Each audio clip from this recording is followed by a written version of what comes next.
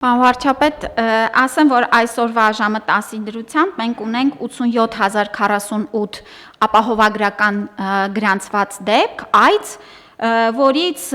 ուրեմն 7739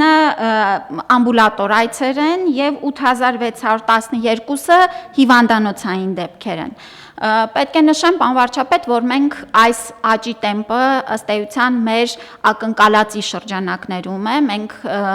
ուրեմն հետևում ենք ամենօրյա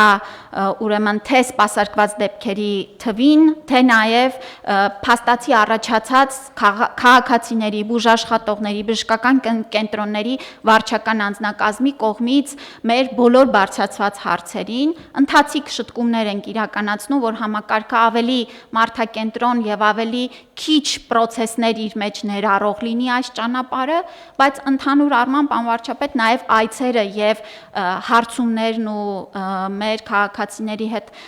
ըստ էության խոսակցությունը փաստում են, որ շատ մեծ հերթեր պոլիկլինիկայում այս պահին չունենք, լինում են պիկ ժամեր, բայց